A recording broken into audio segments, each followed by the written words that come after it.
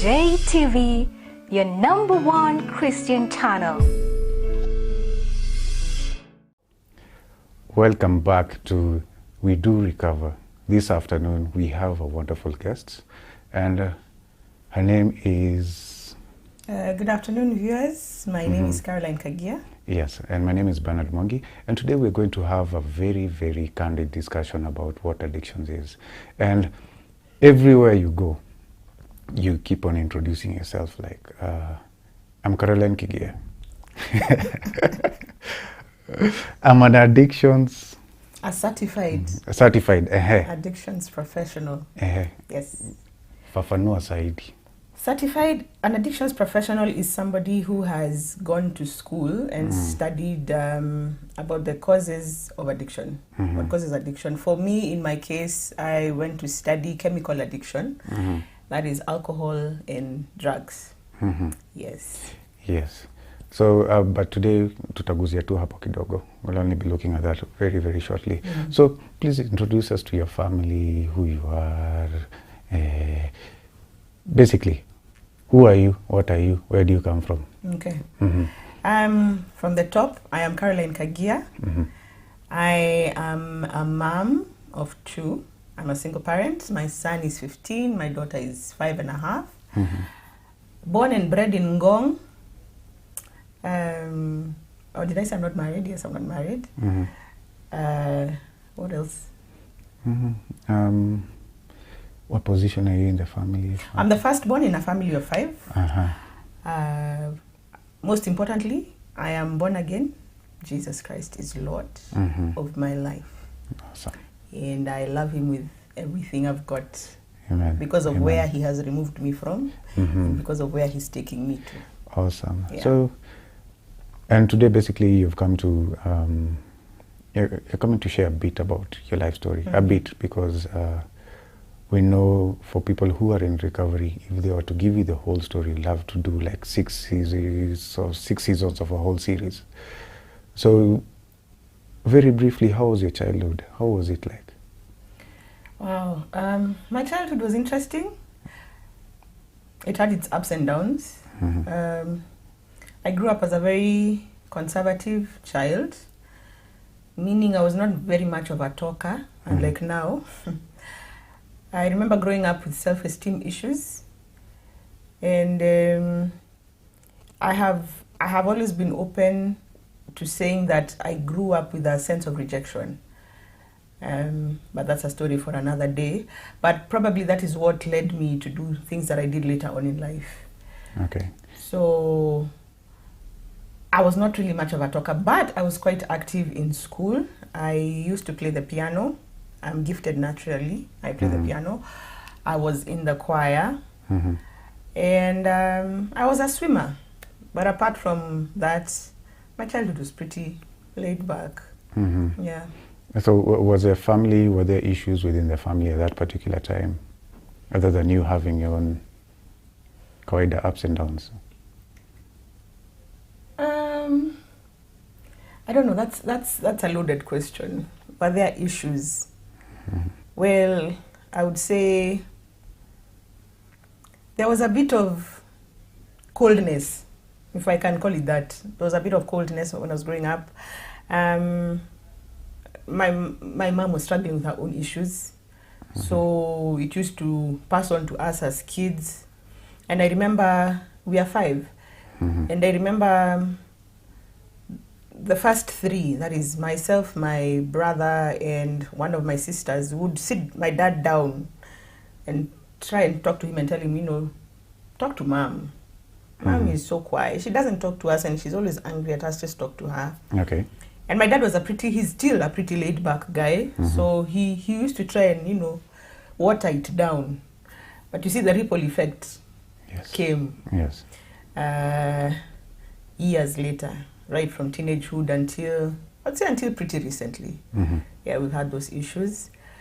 But I reached a point in my life where I said, we are who we are. She's who she is, I'm who I am. Yes. Just pick up yourself and move on.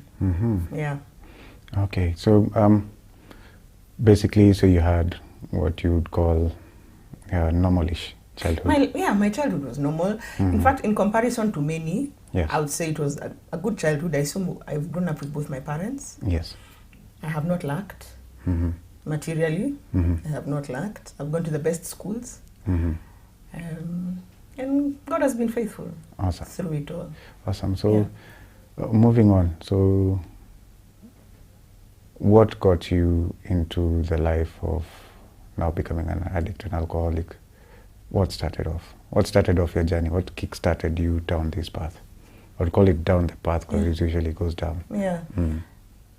I'll start by saying it was curiosity. When we were younger, when I was in primary school, on Sundays my dad used to take us out after church. And the place he would take us out had a bar. Mm-hmm. And I remember my curiosity was piqued from a certain age. I think I was in class 6, 7. So when we are eating or when we've ordered, I would say I'm going to the washroom, but I would walk through that bar. It was a dimly lit bar. Mm-hmm. And I would be so curious as to the contents that are behind that counter. Mm-hmm. Just curiosity. I never thought I would want to try, but I was just, my eyes were attracted to it. Mm-hmm. And my dad, before he got born again, back in 1990, used to drink. Though I've never seen my dad drunk, Mm-hmm. but he used to keep alcohol in the house, the Johnny Walkers and whatever for his friends. That also never intrigued me.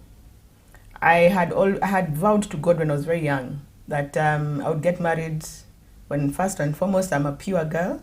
Mm-hmm. That means untouched. And in fact, the thought of using alcohol or substances was nowhere in my head, but I was curious.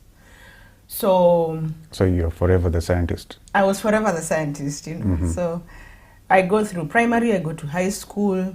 I was in a national school.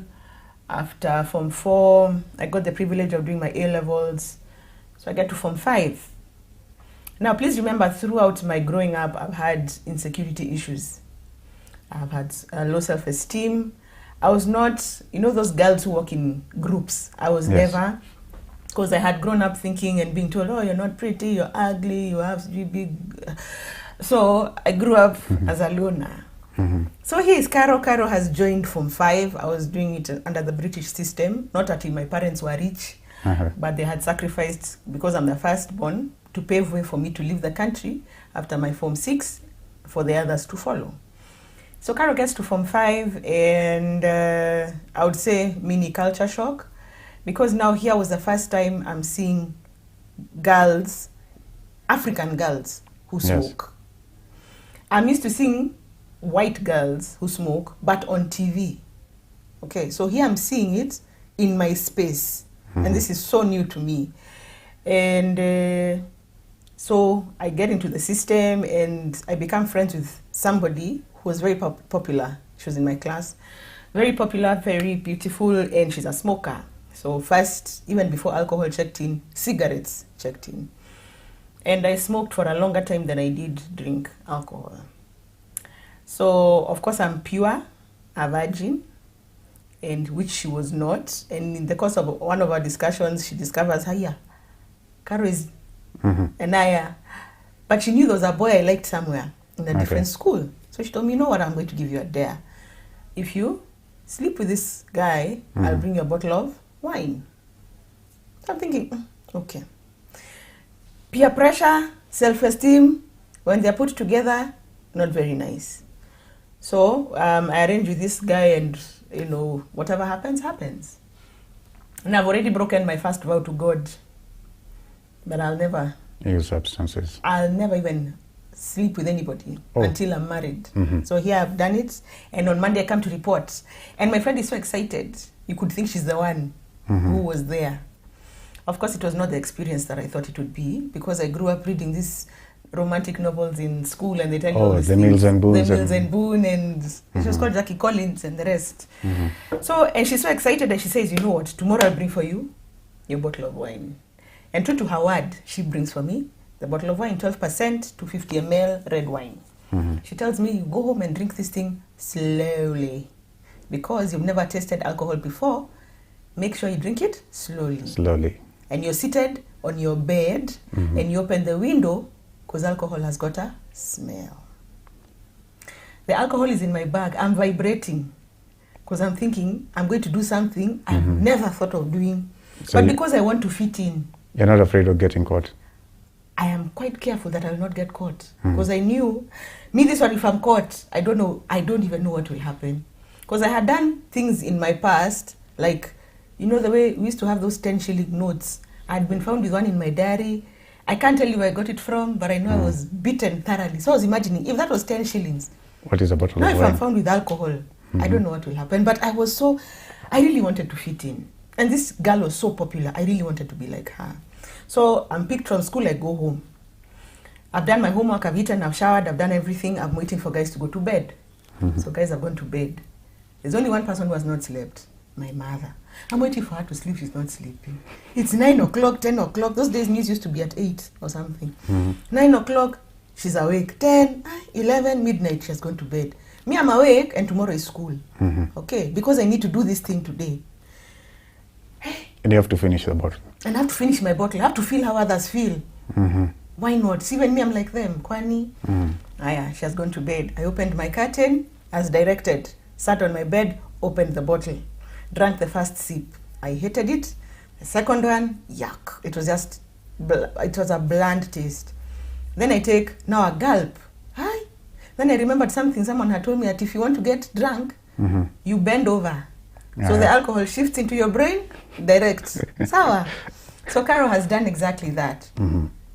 Shifted down, come back up. Hi, nothing. It's not reporting. It's not reporting, nothing. I drank the entire bottle. And then I wondered, when this thing had been diluted? Then I'm like, no, it could not have been diluted because it had been sealed. Yes. So I put back the bottle and I went to bed, a very disappointed girl. The following morning I woke up, fresh as a daisy, took my breakfast, went to school, reported to my friend and told her, whatever you gave me was not alcohol because it didn't work. And she told me, then you must have a problem because that was alcohol. You didn't get drunk? I said, no. Not even tipsy, nothing. She told me you have a problem. That statement was to follow me years later, that I had a problem. In addiction, we call it tolerance, meaning my tolerance levels for alcohol were high from the word go. So when we think about addictions and we think about how a person gets proclivity to become an addict or an alcoholic, were there other addicts in your family line before you? At that time, I didn't know of any.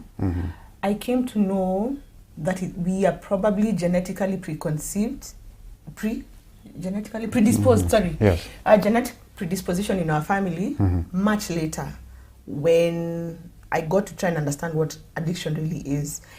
And it was revealed that from my dad's side of the family, there's that pattern of genetic predisposition. For those who don't understand what that means, that is, could be your grandfather used to drink, then your father, then your uncle, or your mother, your auntie, your great-grandmother, somebody.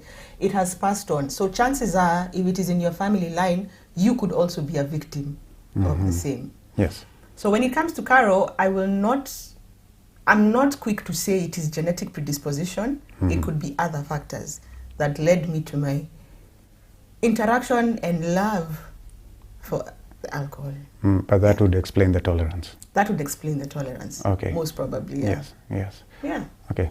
So moving on. So we finished Form 5, Form 6. Form 6 we went out to celebrate our completion of our A levels, and I remember my friend, we went to a club in Westlands, and she tells me, I remember last year you didn't get high. Let's see what happens today. At this point, I'm already a smoker. I was a heavy smoker. I was doing menthol all the way.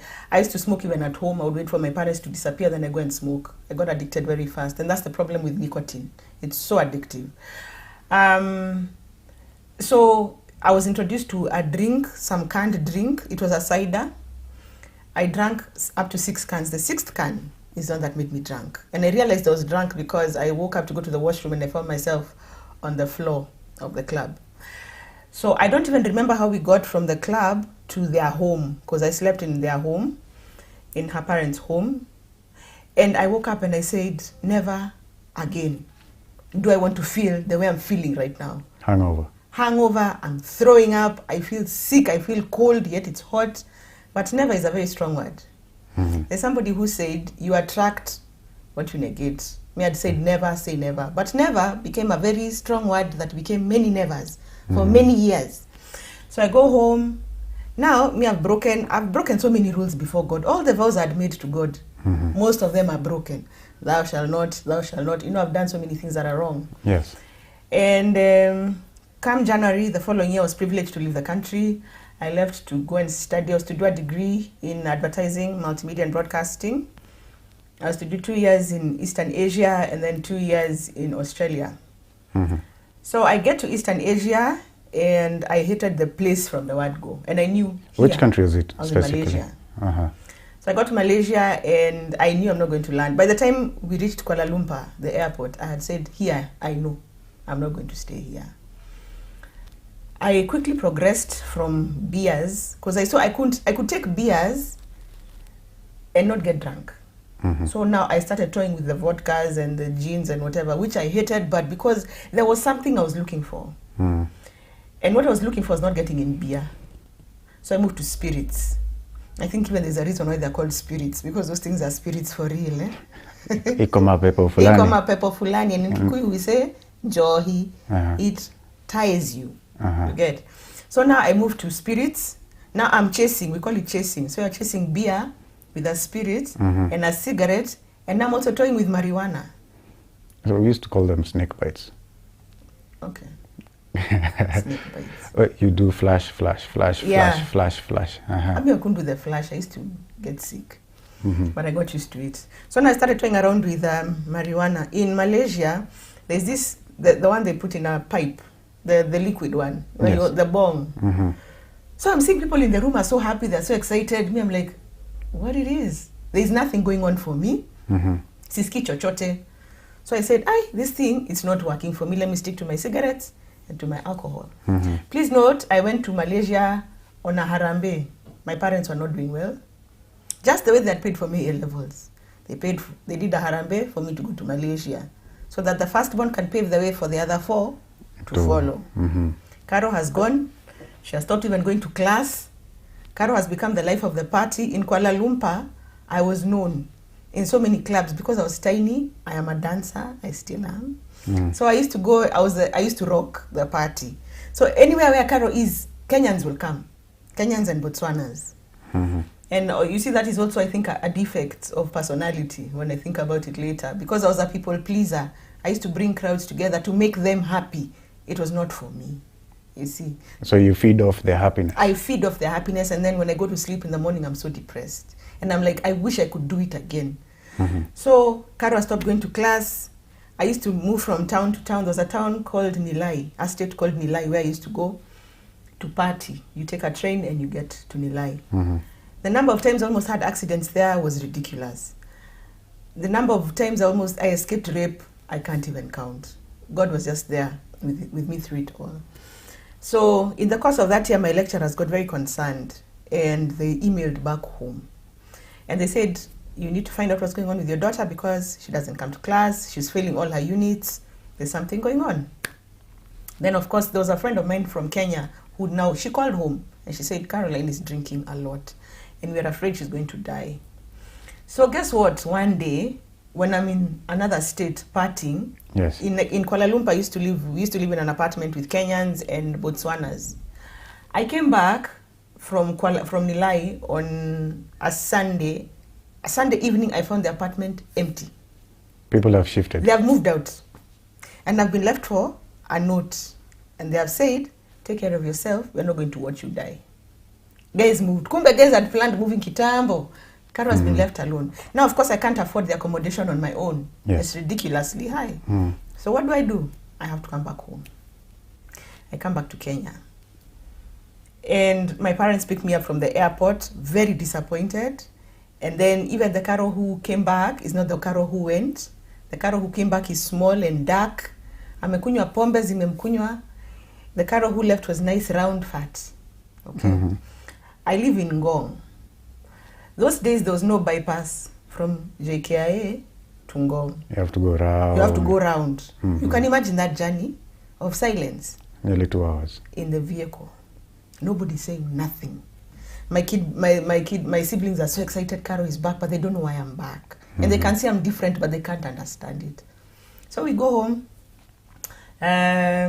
My mom was so upset, and she goes like, you've embarrassed us, you've wasted money.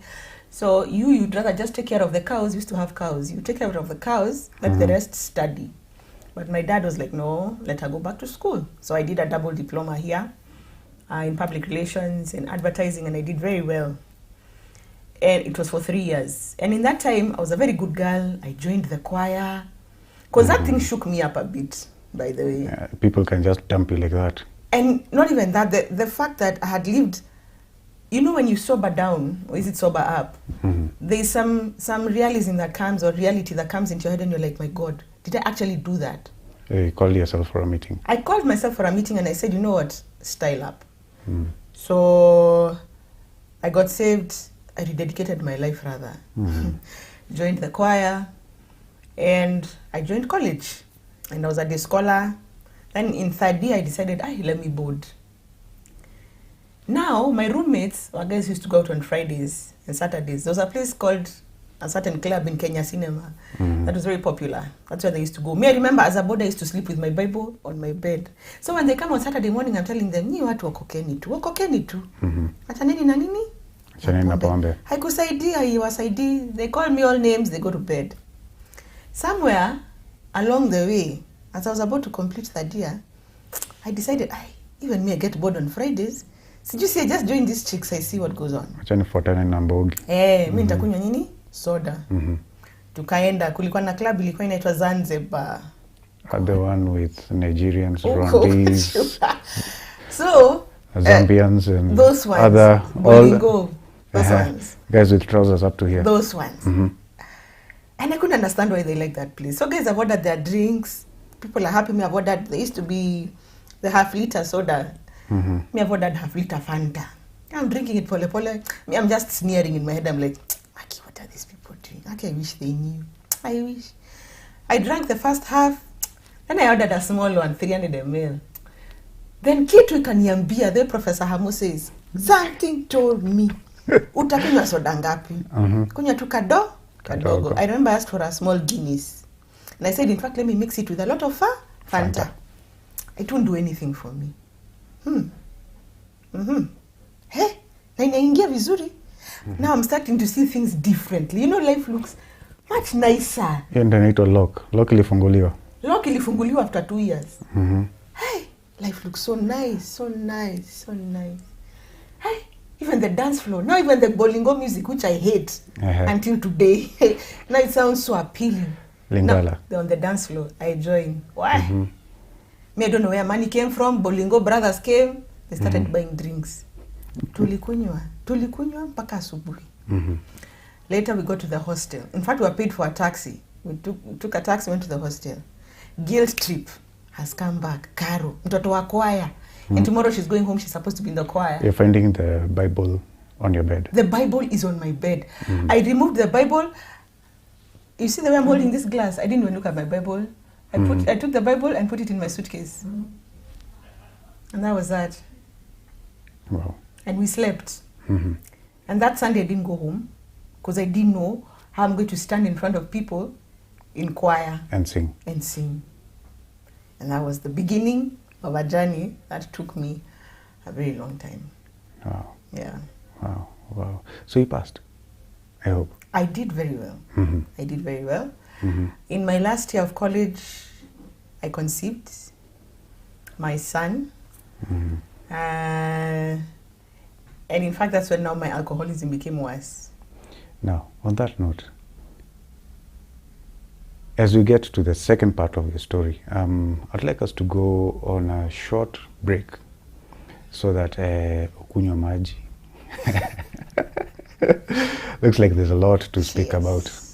There's a lot to speak about, and we'd really, really love to hear what happened next. This is We Do Recover. See us after the break.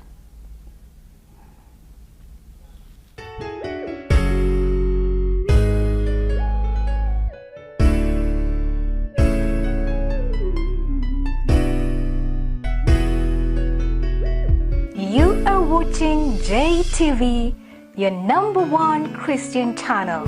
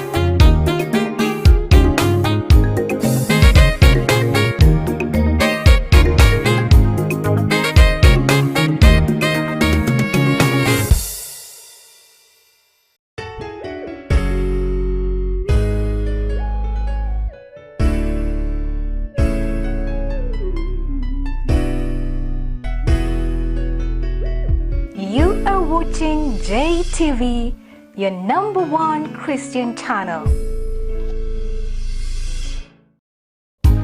Welcome back. This is We Do Recover. Today we are with Caroline Kagia, a well-known media personality. You've seen her around everywhere. I believe everywhere. Yesterday you were on BBC. Yes. The day before you were on? I've been around. Where was I the day before? I don't know. Where was I? Anyway. I lose track. You lose track. But today we are mighty privileged to be with you, and you're continuing with your testimony about addictions. And this is the last year of campus. Is it college? College. College, and you've now given birth. So you can take us from there. So I've given birth. I was in denial throughout my entire pregnancy that I was pregnant. Who does that? To the point of the day I went into labor, I did not go into labor because the night before we had been drinking heavily with my brother in Karen. And my brothers kept saying, "Ay, Caro, why do you look so big?" I told him, you're drunk. I'm not big. So I'm still in denial. So we get... Wait. Your brothers, you've now started going out to your family. That's your brothers and sisters too. It's him. It's only him. I had called him that night. That day, we were drinking in Karen. I was drinking in Karen, then I told him to come. Because I knew he would buy. My money was running out. Okay. So, and I used to be big, so it was easy for me to hide. But there's one waiter in that bar who refused to sell to me because he had noticed. It's only I could see his eyes were communicating, but it's only that he couldn't talk. He couldn't tell me. So my brother comes and asks me, "Ay, Caro, why do you look so? You look so big." I'm like, "I don't look big. See, he's drunk." So we drink. We get home at about 7. Later that night, we go to sleep. At around 3, I can't sleep. And my brother used to sleep in the main house, so I wake him up and I tell him, "Go and tell Daddy, I'm not feeling well." Then my brother doesn't understand what's going on. My back is a mess. I've removed my mattress from the bed. It's on the floor. So, and my mom had been told by guys in church, "We suspect Caro is pregnant. We suspect Caro is pregnant." Because I pulled out of choir. Okay. So my mom had asked me once, twice, "Are you pregnant?" I told her no. So that night, it's not even my father who came, it's my mom who came. Now, there's no hiding it. The evidence is for real. She asked me, "Are you pregnant?" I told her no. And you're... Yeah. You're on the floor. There. She just laughed. She went and called my dad. My dad has no clue what's going on. So he gets into his pickup. We get into the pickup. I'm taken to the dispensary. My dad thinks I'm sick because my mom hasn't told him anything. So we get to the clinic and the doctor gets me into a room and tells me I'm dilating. And then the next thing I hear is the doctor telling my dad, "Congratulations, you're going to be a grandfather." And my dad asks, "Grandfather to what?" Not to who. To what? Says, "Your daughter has gone into labor." "Which daughter?" He said, "The one you brought in." "She's pregnant." "Yes." So he entered his car and he went home. Wow. That's at 4 in the morning. And he finds my mom seated and he tells my mom, "Congratulations, you're going to be a shosho." So he sleeps and Hash is still up. So my labor was very intensive because I had a lot of alcohol in my system. So you were still at the dispensary or you were taken to another hospital? I gave birth there. It was not really a dispensary, it's a clinic. It's a clinic. So my labor was intensive, 26 hours. Wow. We almost didn't make it. My son and I, we almost didn't make it, but we are alive today and in very good health, I thank God. So here comes my son. 2 days later, we go home. My dad doesn't even ask questions. No judgment, nothing. He just looked at my son and said, "Wow, he's so handsome." And that broke me because I couldn't understand how he's not judged me. He's not asked me any questions. He never looked at me any differently. And that for me, I compare that love to God's love. You see, because God loves us unconditionally. He doesn't ask you questions. You mess up. But if you're willing to go back to him, he takes you as you are and he cleans you up.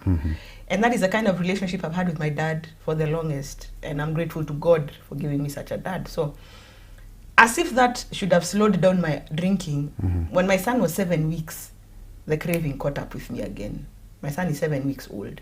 And I was also suffering from postnatal depression postpartum depression. Yes. So my mom told me, just take a walk or go somewhere, maybe to relieve your mind or whatever. The first place I find myself is Kenya Cinema.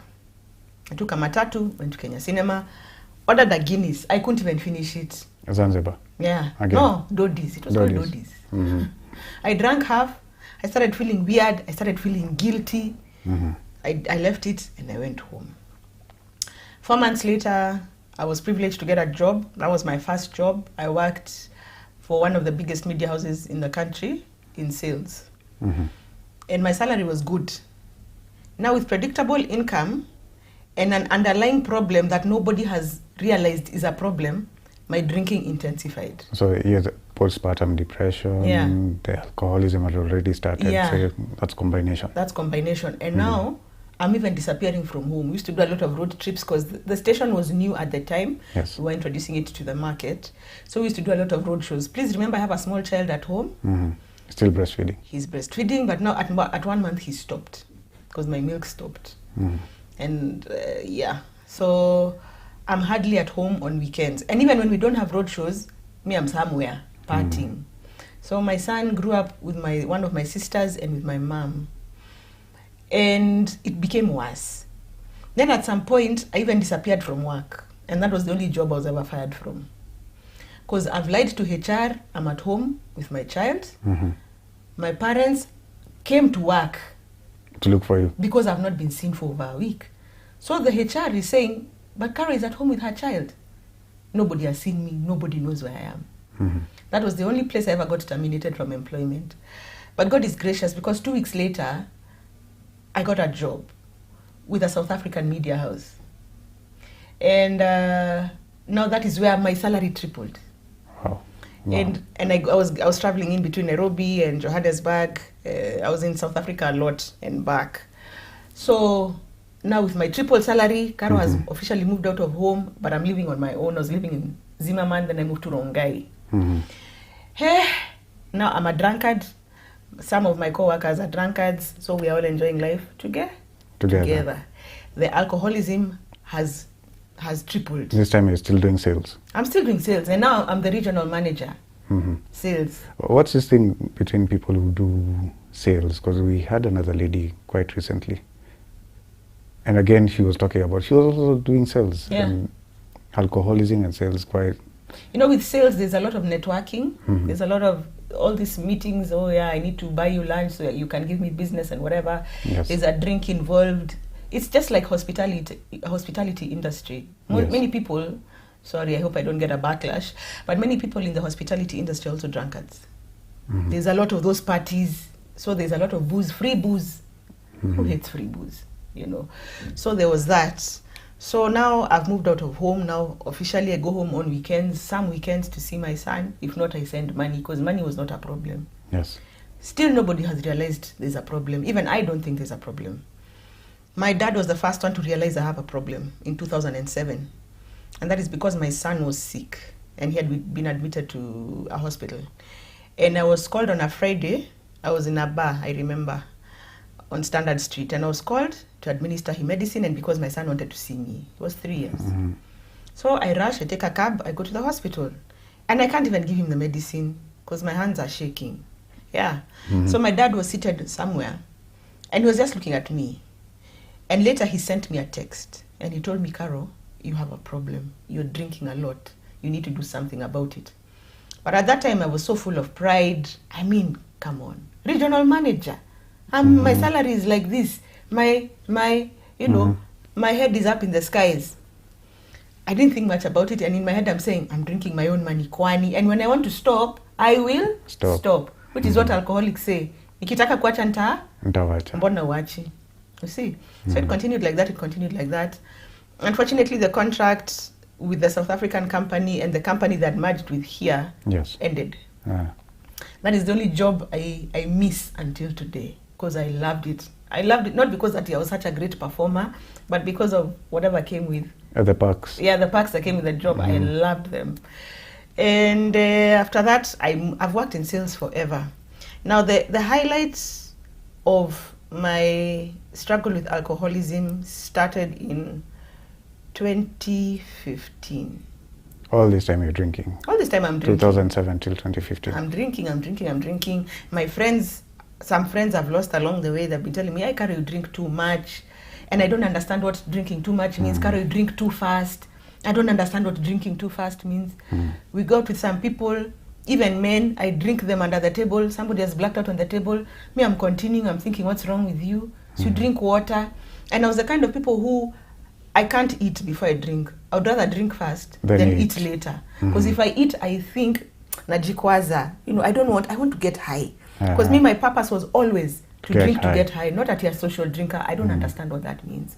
I was not the kind of people who would go and have 1 beer, 2 beers and go home. Mine is kwaribu.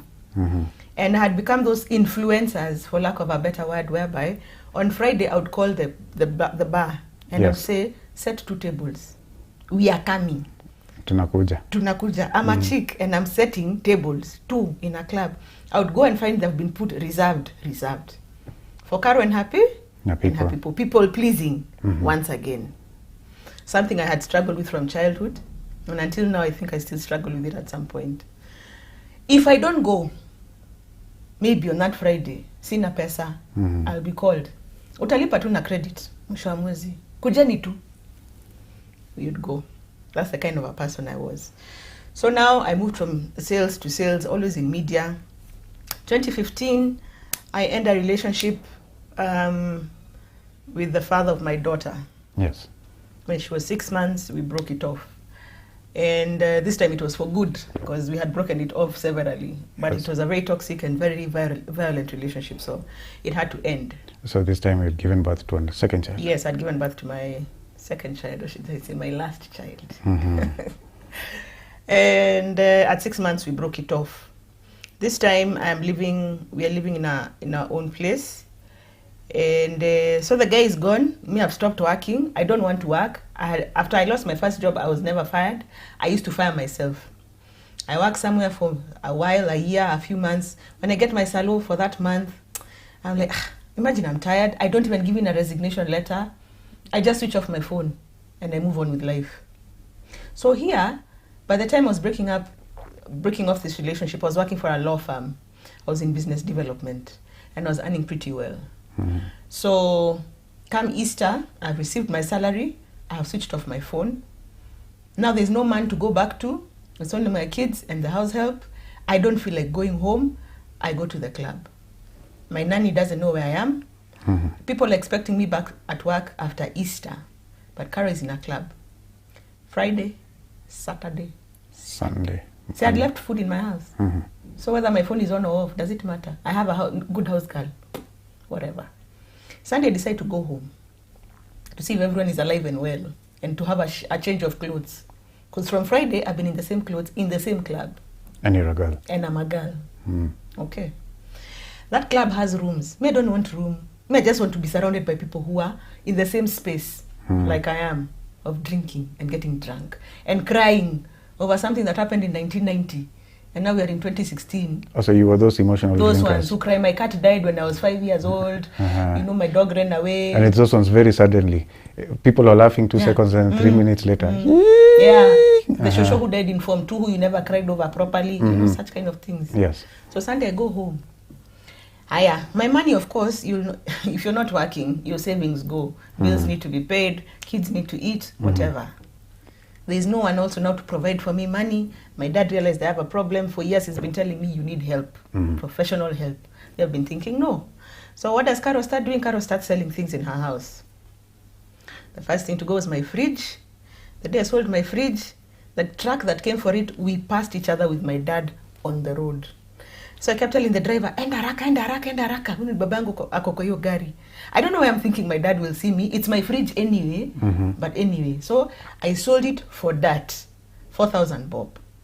Fridge for how much? A fridge for over 40,000. It went for 4,000. My Shylock, by the way, apart from the fridge is the only thing I sold in Nairobi. All the other things I used to sell them in the locality where I used to stay, in a place called Matasia. So this guy made a lot.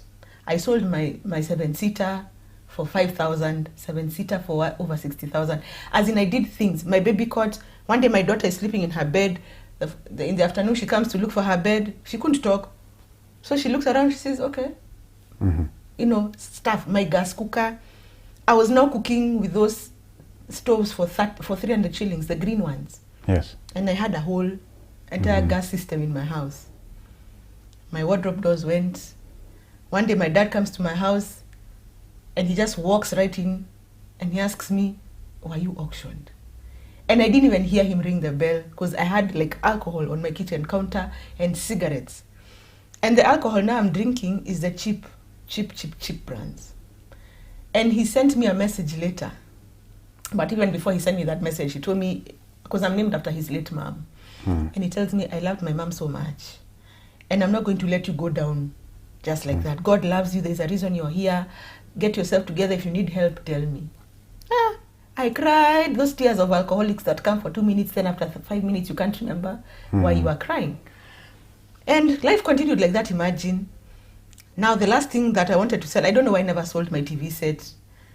Maybe because it was small. And I needed something to watch as I have my alcohol. Yes. My bed, I wanted to sell it. My bed was worth 60,000 shillings. It was supposed to go for 1,000 bob. I said, I sell that one. My daughter and I will be sleeping on the floor. My son at this point was living with my folks because my parents had seen the way this one is moving, things are bad. And I had many thoughts in my head at the time. I became suicidal. And then in that space of me being suicidal, I started seeing people on TV that I used to be in class with. Not even in school, in class with. You are my desk mate. Yes. And now you're a high flyer. And here is Carol with her cheap drinks of 100 shillings, 120 shillings. What went wrong somewhere?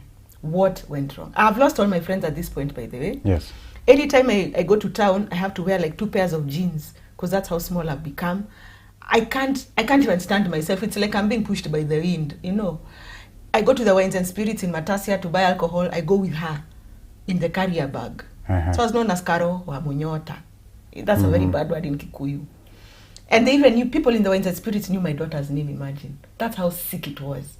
Sometimes, because I didn't want to go with her, I would leave her asleep on my bed, daytime. Then I ran quickly to the shop and come back.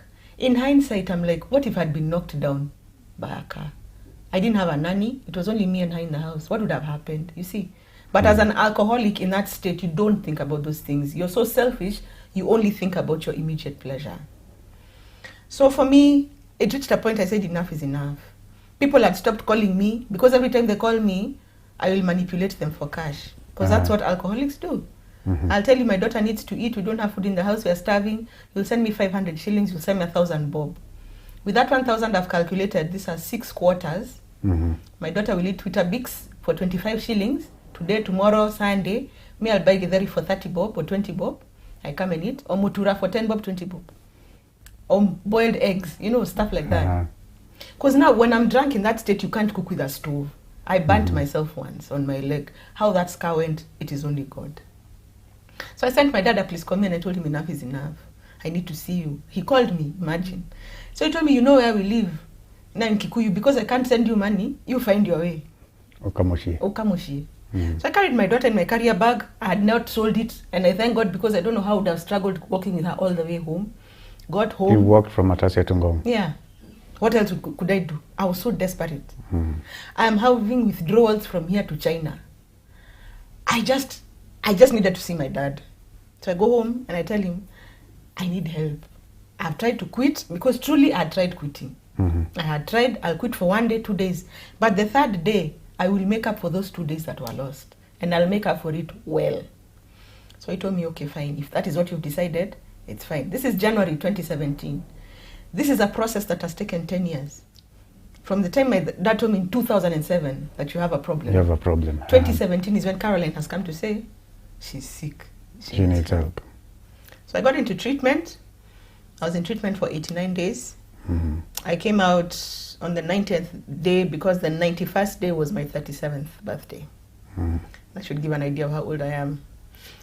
So I was in treatment for that time. It wasn't easy. Let nobody cheat you that treatment is easy because of the withdrawals and, trying to get the cigarettes and the alcohol out of your system. Yes. And then I realized being sober is not easy, especially if you've led a life of drunkenness. Because when you're a drunk, you live in denial. Yes. When you're sober, you have to deal with things as they are. Yes. I was an angry person. I was a liar. I was a thief. I've dealt with rejection. I've gone through rejection. I'm still struggling with that. I'm dealing with so many emotions that I would have hidden behind alcohol. But now I'm sober, and they're coming out painfully and raw. That's a very difficult place. You can attest to it. It's not an easy place. It's not easy at all. It's so hard. But I was able to deal with many of those issues. Some I'm still struggling with them until today.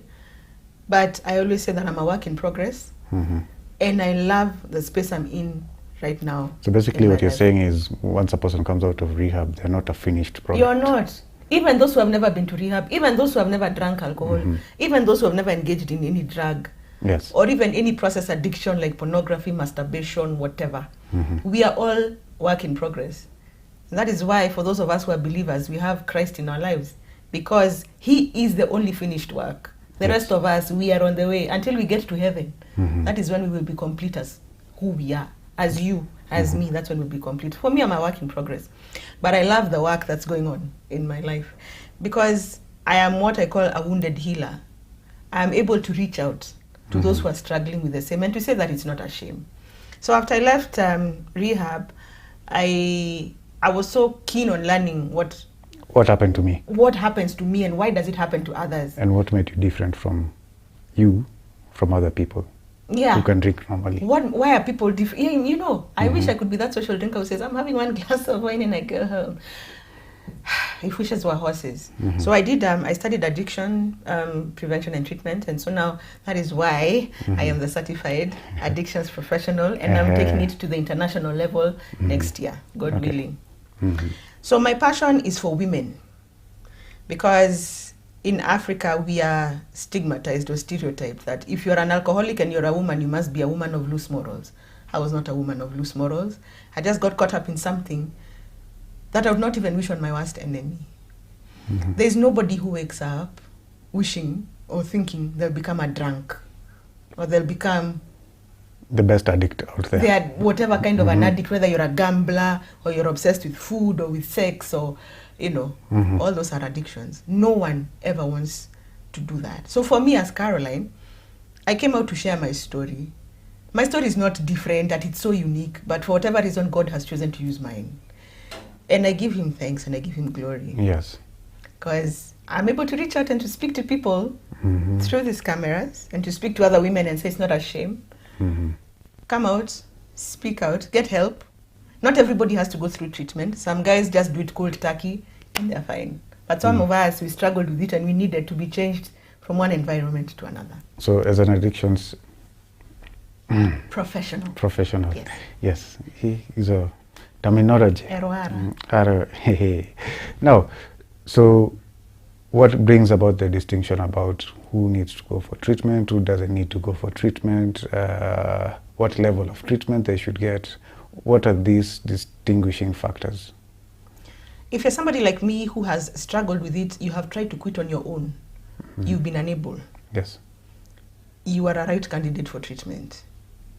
Because not only will that change of environment help you, just being in a setting where you get to understand why you're doing what you're doing is also important for you.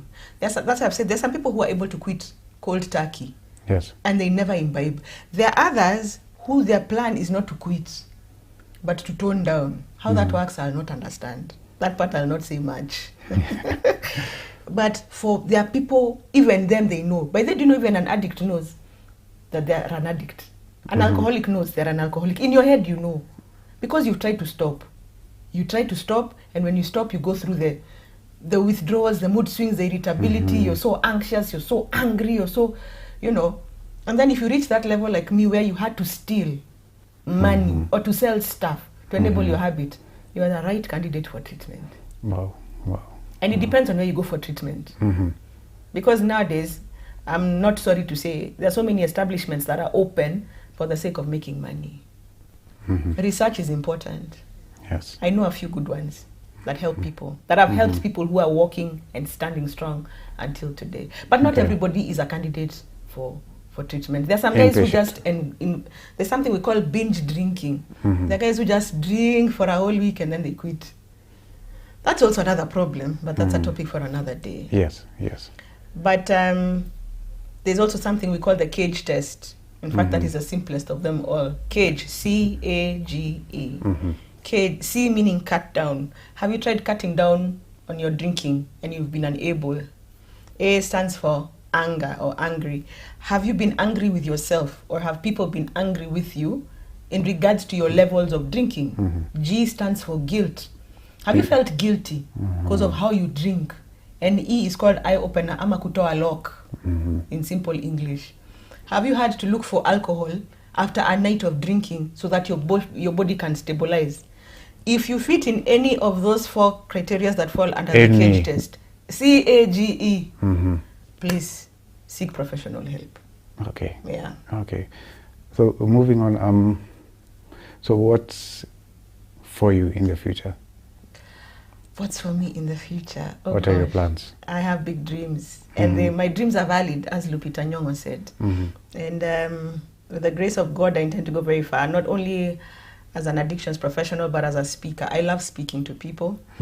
I love encouraging people. I love motivating people. Yes. It works. So God has opened many platforms, many.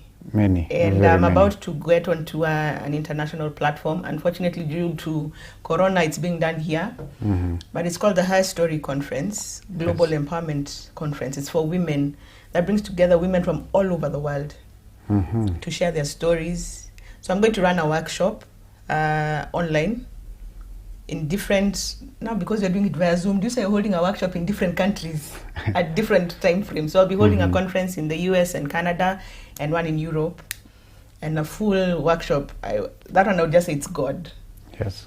So my plans for the future are big because God is involved, but my greatest passion is to help those who are struggling. And I would also like to speak to the enabler, because there is that person in every family who gives you money to go and buy whatever you buy. You're the enabler. For God's sake, stop it. This is a person who gets the person out of trouble. Yeah, you get the person out of trouble. The person drank, they didn't have money, they call you, you bail them out. Okay? Yes. The person needs a cigarette, you're saying just one, okay, I'll give you 10 shillings, just go buy one. Stop it. You're helping that person dig their grave. If you really love that person, stop enabling them.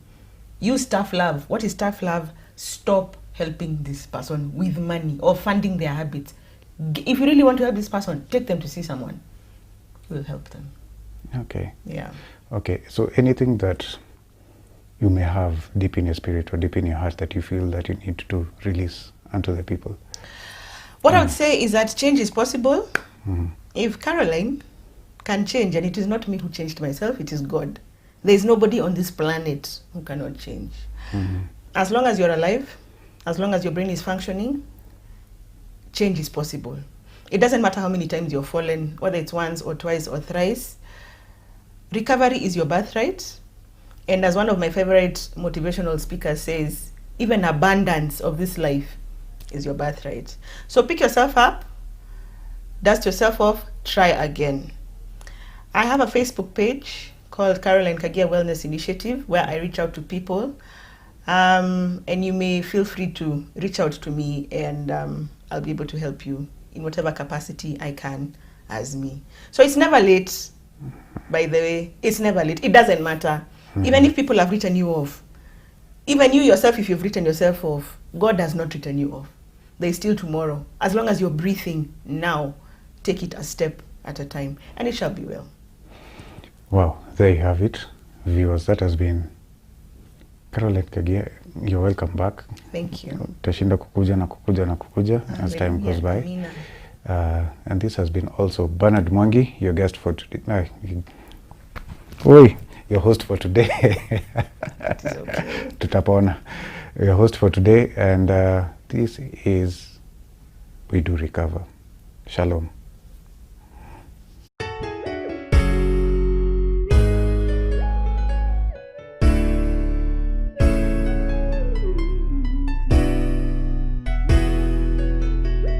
You are watching Jtv, your #1 Christian channel.